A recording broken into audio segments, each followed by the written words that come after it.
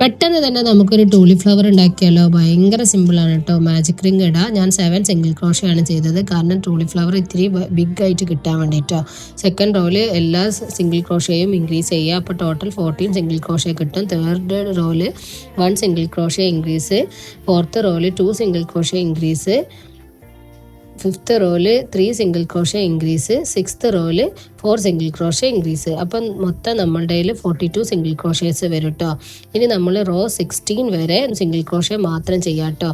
അപ്പോൾ നിങ്ങൾക്ക് ഒന്ന് കൗണ്ട് ചെയ്തത് 1 2 3 4 5 6 7 8 9 10 11 12 13 14 15 16. ഇപ്പോൾ 16 റോ ആയിക്കഴിഞ്ഞാൽ നമ്മളൊരു ലോങ് ടൈൽ കട്ട് ചെയ്യുക. ഇനി നിങ്ങൾക്ക് വേണമെന്നുണ്ടെങ്കിൽ ഇതിനെ 4ആയിട്ട് ഡിവൈഡ് ചെയ്യാം കേട്ടോ. 42നെ 4ആയിട്ട് ഡിവൈഡ് ചെയ്തിട്ട് ഓരോ ഭാഗത്ത് സ്റ്റിച്ച് മാർക്കർ വെക്കുക.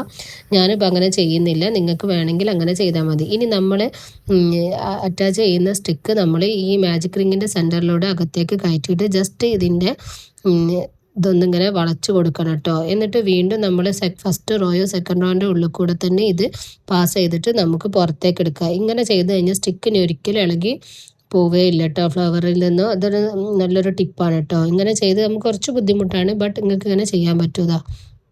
ഇതുപോലെ ഉണ്ട്, അതുണ്ട്. ഞാൻ സെക്കൻഡ് റൗണ്ട് ഉള്ളിൽ കൂടെ തന്നെയാണ് പാസ് ചെയ്തത്. ഉള്ളിൽ കൂടെ മാജിക് റിങ്ങിൻ്റെ ഉള്ളിൽ കൂടെ ഇട്ടിട്ട് സെക്കൻഡ് റൗണ്ട് ഉള്ളിൽ കൂടെ പുറത്തേക്കും ചെയ്തു. ഇനി നമുക്ക് എന്ത് ചെയ്യാം, ഇനി ബാക്കി പ്രോസസ്സ് നമുക്ക് നെക്സ്റ്റ് പാർട്ടിൽ കാണാം കേട്ടോ. കാണണമെന്നുള്ളവർ കമൻറ്റ് ചെയ്യണേ.